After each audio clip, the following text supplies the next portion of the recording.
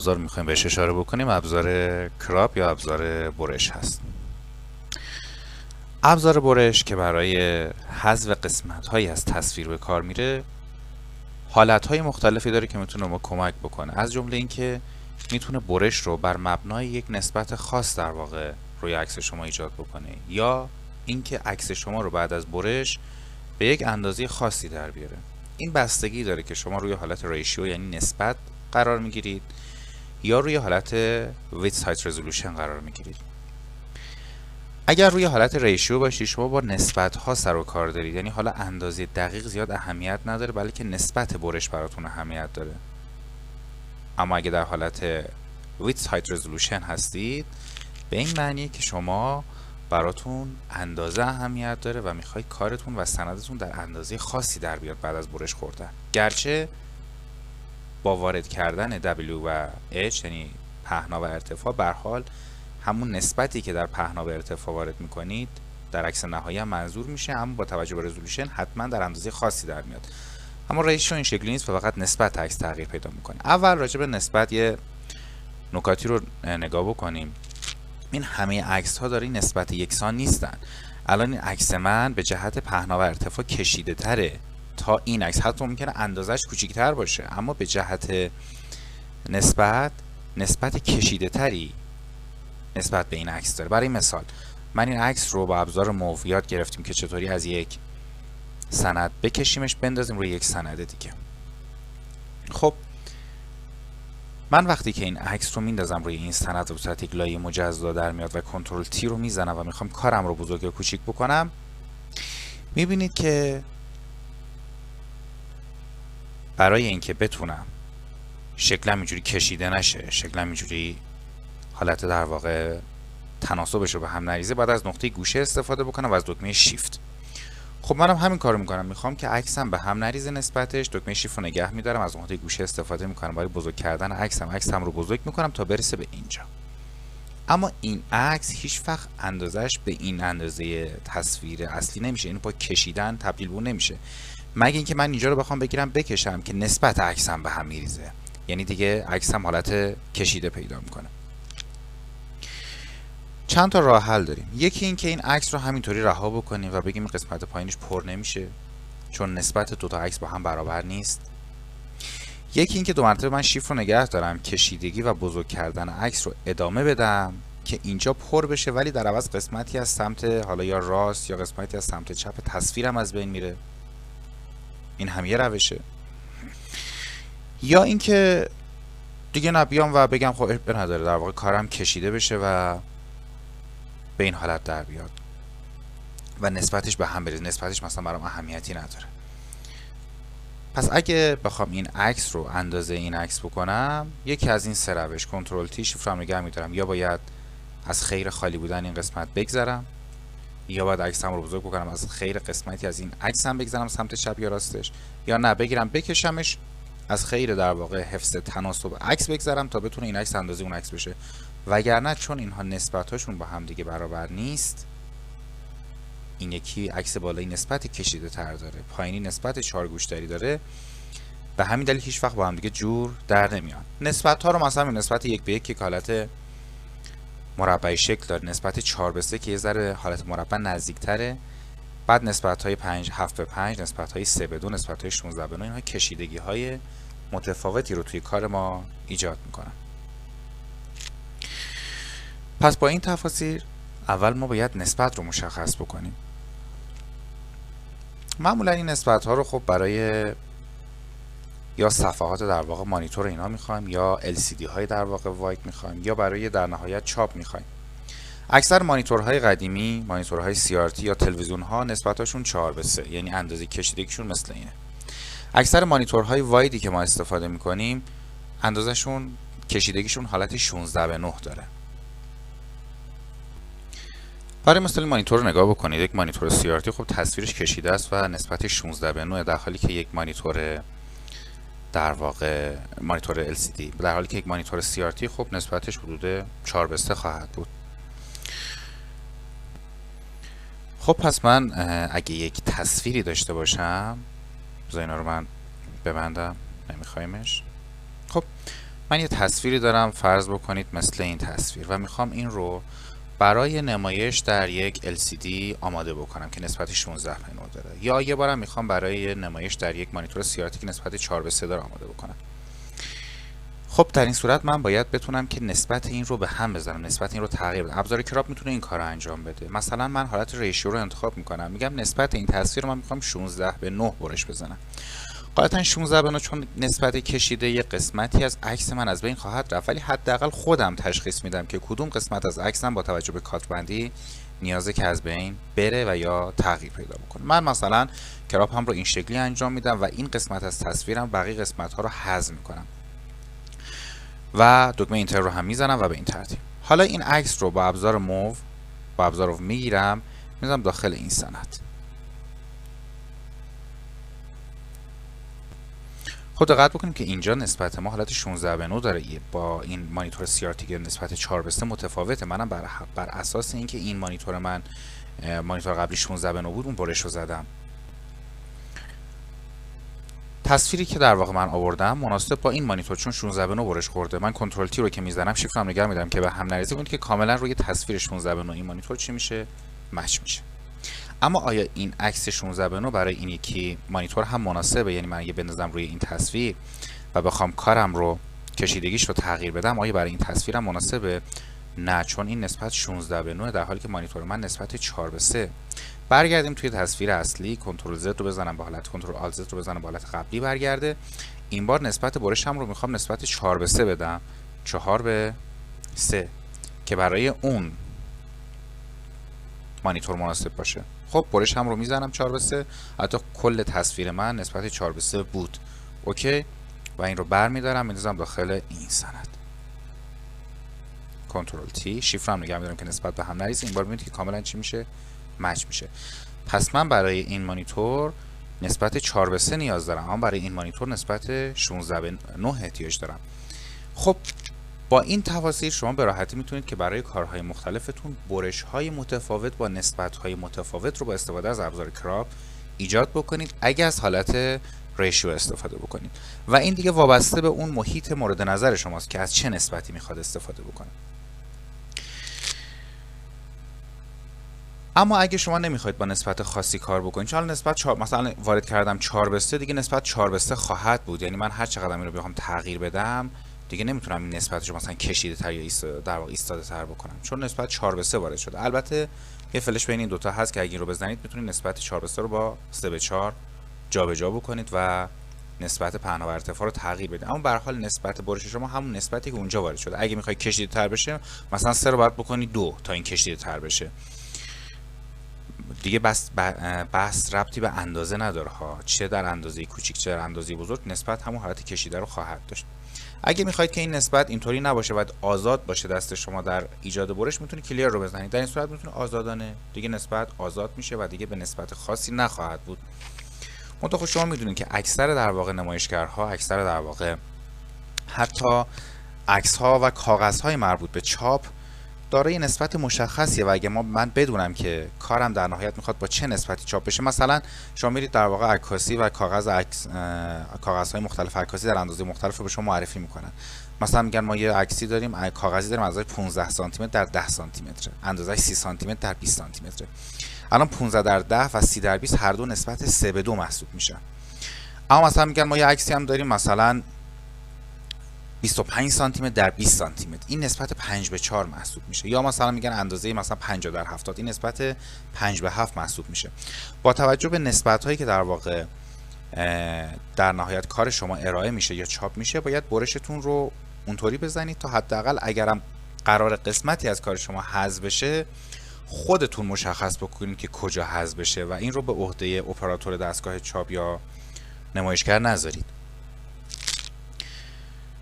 پس اگه گزینه کلیر رو بزنم دیگه این قسمت پهنا و ارتفاع، قسمت نسبت پهنا و نسبت به ارتفاع پاک میشه و شما دیگه آزادانه میتونید نسبت برشتون رو انجام بدید داخل کار.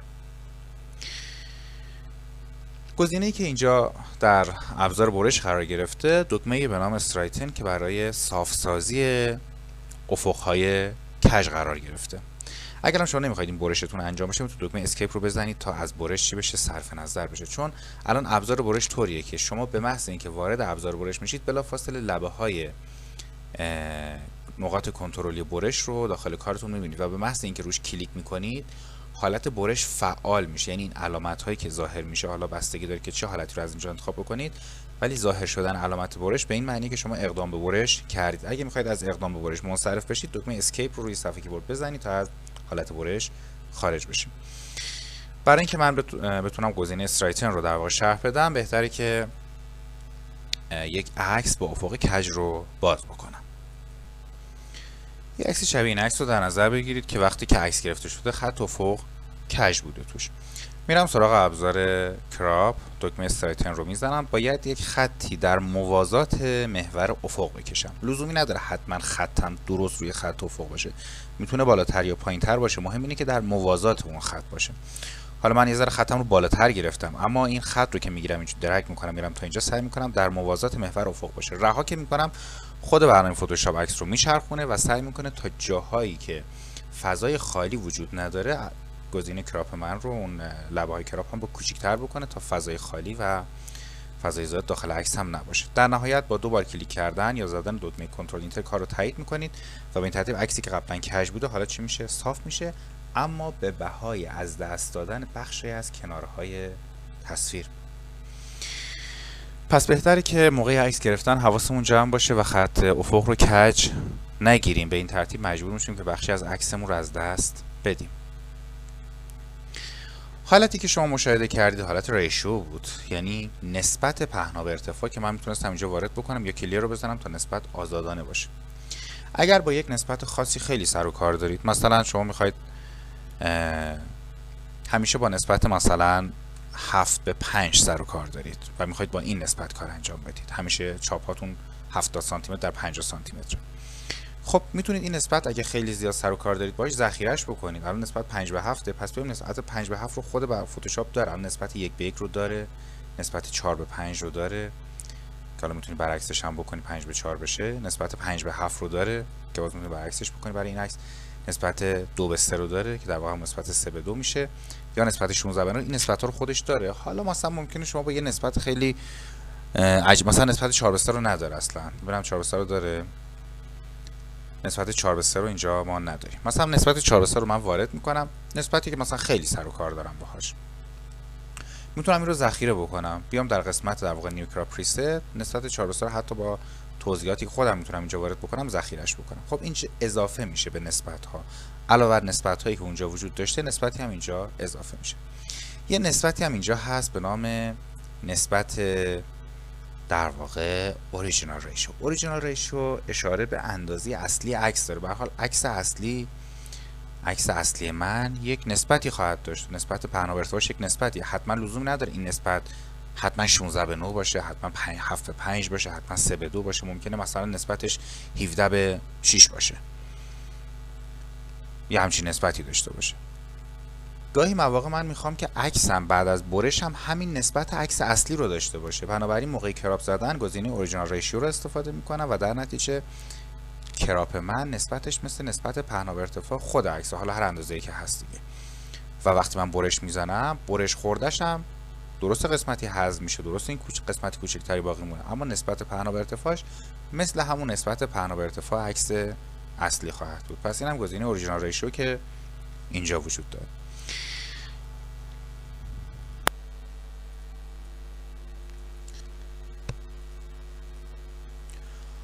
بعد از حالت ریشیو در ابزار کراپ، حالت بعدی حالت وید ساید رزولوشنه که در این حالت شما فقط پهنا و ارتفاع ندارید بلکه مفهوم به نام رزولوشن هم دارید، دقیقاً مثل اون چیزی که در قسمت ساختن سند جدید بهش اشاره کردیم. در اینجا من میخوام که اندازه سندم به یک اندازه مشخصی در بیاد. مثلا میخوام اندازه کارم برای مثال 20 سانتی متر در 15 سانتی متر باشه.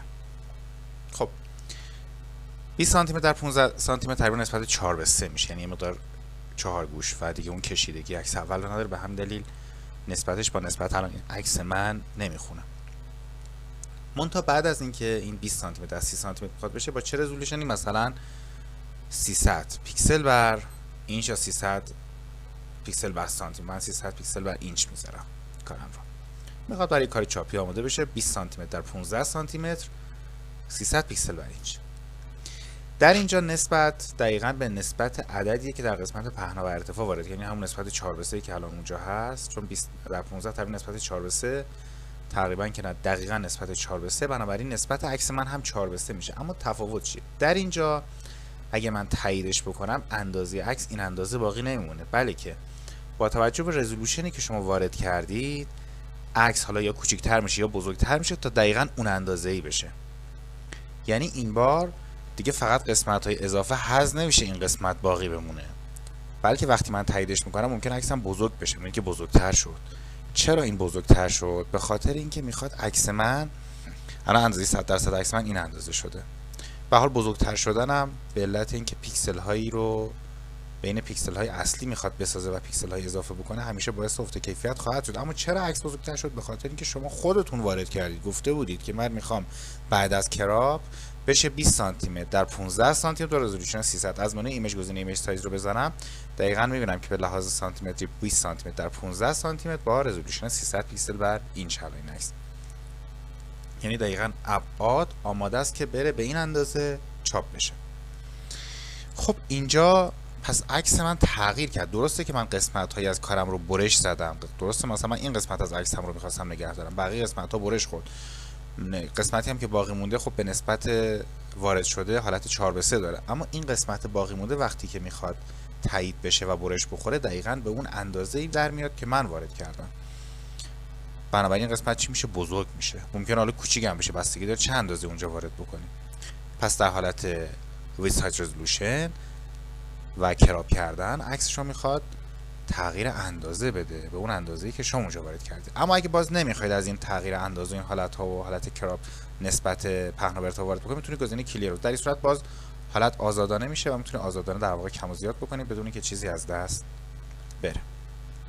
در اینجا هم اگه نسبت خاصی مثلا اون اندازه 20 سانتی متر در 15 سانتی متر در رزولوشن 300 پیکسل بر اینچ ممکنه خیلی مورد نیاز من باشه، پس بهتر من این رو ذخیره بکنم، یعنی این نسبت رو در قسمت نیو کراپ پریست ذخیرهش بکنم. خودش این اندازه رو وارد کرده، اوکی، و از این بعد این میاد اینجا و اضافه میشه. یه زمانی خاصی نسبت ها رو حذف بکنیم میتونید اون وارد اون نسبت بشید و سپس وارد گزینه چی دیلیت کراپ پریست بشی و این تنظیم رو حذفش بکنید. دکمه استارت هم که قبلا شرح دادیم، بریم سراغ حالت‌های مختلف ابزار کراپ. به حال وقتی شما اقدام به کراپ می‌کنید خطوطی رو داخل کار خواهید دید. این خطوط بر مبنای قوانین ترکیب بندی شامل خطوط رول آف ترز، یعنی قوانین 1/3 که شاید ساده ترین نوع ترکیب بندی در عکاسی باشه. قوانین مربوط به گرید مربوط به قوانین خاصی نیست. گرید خیلی خوبه برای اینکه من بخوام مثلا خط افقم رو صاف بکنم و این گرید کمک میکنه که من خطوط گرید کمک میکنه که موازی بودن گرید با خط افق رو بسنجم و یک عکس در واقع با افق صاف رو در واقع تحویل بدم بدون اینکه از گزینه استرایتن بخوام استفاده بکنم. بیشتر به درد این میخوره. گزینه بعدی گزینه دیاگونال ترکیب بندی قطریه که در سال 2006 توسط ادوین وستافت ایجاد شد و حالا موافق و مخالفان زیادی داره. این بخشا رو ما میذاریم تو قسمت پیشرفته چون ربطی حالا به خود فتوشاپ پیدا نمیکنه، مربوط به حالت‌های در واقع عکاسیه و اونجا بیشتر شرحش میدیم. ترکیب بندی تریانگل، ترکیب بندی مثلثاتی که از حالت گلدن اسپیرال ایجاد میشه، یعنی از حالت هندسی گلدن اسپیرال استخراج میشه که ترکیب بندی مثلثاتی محسوب میشه. ترکیب بندی گلدن ریشیو که خطوطش بر مبنای نسبت 1.6 به 1 و تقریبا خطوطش یک مقدار نزدیکتر از خطوط 1/3 قرار میگیره که بر مبنای عدد طلایی فی بنا شده که اینها رو تو بخش پیشرفته بیشتر توضیح میدیم. و سرانجام گلدن اسپیرال که نماد هندسی سری فیبوناچی در ریاضیه و میتونه در ترکیب بندی هم به کمکمون بیاد. برخی از حالت‌ها مثل همین گزینه گلدن اسپیرال، مثل حالت تریانگل، ممکنه حالت‌های دیگه‌ای هم داشته باشه. مثلا گلدن اسپیرال که من ایجاد کردم چند تا حالت داره که شما میتونید با استفاده از گزینه، یعنی جهت‌های این گلدن اسپیرال رو که می‌خواید تغییر بدید، میتونید با شیفت و او اینجا به جایی رو صورت بدید. اما اگه می‌خواید بین این حالت‌ها، یعنی رول اف ترز، گرید، دیاگونال، تریانگل، گلدن ریشیو و گلدن اسپیرال جابجا بشید، همونطوری که اینجا نمیشه دکمه او رو باید بزنید. پس اگه او رو بزنید بین حالت‌های مختلف چی میشید؟ جابجا میشید. اما اگه بین چرخش‌های مختلف یک حالت می‌خواید جابجا بشید، شیفت و او رو میزنید. شیفت او رو که میزنم، مثلا گلدن اسپیرال 8 حالت مختلف داره.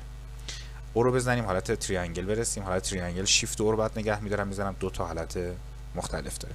پس برخی از اینها حالت‌های مختلفی داره که میتونید با شیفت او روش جابجا. برای اینکه این او و شیفت او کار بکنه، یه بار بهتره که با ابزار کراپ روی کارتون کلیک بکنید، بعد دیگه راحت هم او کار میکنه هم شیفت و او کار میکنه. نمایش این خطوط چه شکلی باشه؟ هیچ وقت نمایشش نده، همیشه نمایشش بده، یا اینکه حالت اتو داشته باشه، یعنی در حالت عادی نمایش نده، وقتی میخواید اندازه رو کوچیک بزرگ بکنید نمایش بده، وقتی کلیک مثبت رو رها میکنید نمایشش نده. پس این رو هم اینجا میتونید مشخص بکنید. علاوه بر این یه سری آپشن هم باز ما داریم. این آپشن ها چی هستن؟ بذاریم به حالت آلویز. من همیشه خودم دوست دارم که اینا رو نمایش بده. فعلا این حالتی که شما دارید میبینید، یعنی حالتی که من به محض اینکه وارد ابزار کراپ میشم دور تا دور سندم این حالت‌های کراپ رو می‌بینم. این در نسخه جدید کراپ انجام میشه. تو نسخه قدیمی کراپ، توی ابزار قدیمی کراپ، تو فتوشاپ‌های قدیمی که در واقع حالت کلاسیک بود، این نمایش داده نمیشد. تا زمانی که شما اقدام به کراپ می‌کردید نمایش داده نمیشد. و تازه موقع کراپ کردن هم هیچ وقت سعی نمی‌کرد مرکز کراپتون بیاد مرکز برنامه فتوشاپ. اما الان توی حالت جدید، یعنی کلاسیک رو بردارم در حالت جدید، این اتفاق اینطوری میفته که شما به راحتی وارد به قسمت کراپ که میشید میبینید که اون خطوط شما، خطوط کراپ دور تا دور سندتون باقیه و میتونید به راحتی اقدام به برش بکنید. نوشته شو کراپ آریا، آیا قسمت هایی که میخواد برش بخوره نمایش بده یا نمایش نده که اینجا مشخص میکنید.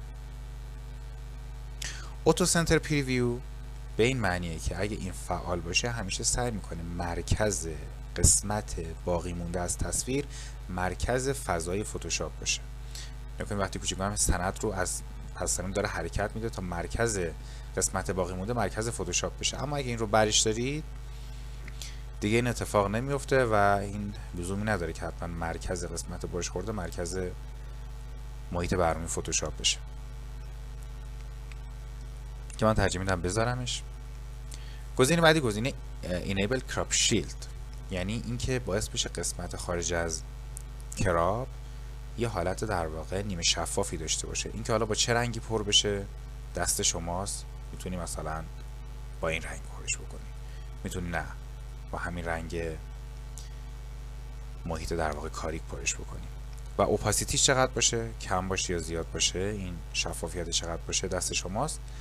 و یه گزینه هم داره به نام اوتو ادجاست اوپاسیتی. اوتو ادجاست اوپاسیتی اگه تیک زده بشه در حالی که دارید شما کراپ رو کوچیک بزرگ میکنید، این حالت در واقع کراپ شیلد از بین میره. بذار من فعالش بکنم. این حالت خیلی کم رنگ میشه، وقتی رها میکنم 2 مرتبه برمیگرده. این تغییر رنگ که میبینید مال این گزینه اوتو ادجاست اوپاسیتی که میتونید فعال یا غیر فعالش بکنید. نکته بعدی که در ابزار کراپ وجود داره، مخصوصا در عکس هایی که دارای قفل لایه بک‌گراند هستن. حالا اگه قفل لایه بک‌گراند رو بردارید نه، شاید اینجا، حتی اینجا هم حالا مشخصه کارایی داره، منتها اکثر عکسایی که ما باز میکنیم، بذار 2 مرتبه این رو تبدیل به لایه بک‌گراند بکنم، اکثر عکسایی که باز میکنیم لایه بک‌گراند دارن. قاعدتا اگه من بخوام قسمتی از تصویرم رو برش بزنم و برخی از قسمت‌ها حذف بشه، فعلا من هیچ نسبت خاصی نذاشتم، یعنی من کلیر رو میزنم یا از ریشان کلیر رو میزنم که نسبت خاصی نباشه، هر جا که دوست دارم میخوام برش بزنم. این قسمت برش میخوره، بقیه قسمت ها حذف میشن. آیا واقعا حذف بشن یا اینکه نه فقط بوم کاری من کوچیک بشه؟ اگه گزینه دیلیت کراپ آریا رو بزنید و این رو تایید بکنید واقعا حذف میشه، واقعا حذف میشه. حالا قفل لایه بک‌گراند رو هم بردارم، به این معنیه که شما دیگه واقعا اطراف کار رو ندارید، حرکتش میدم اینجاها دیگه نیست، حذف شده.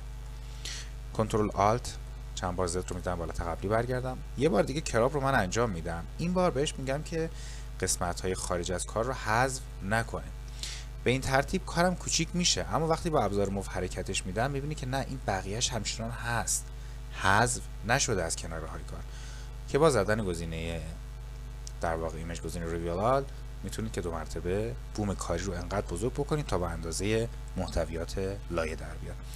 پس اینم گزینه دیلیت کراپ آریا.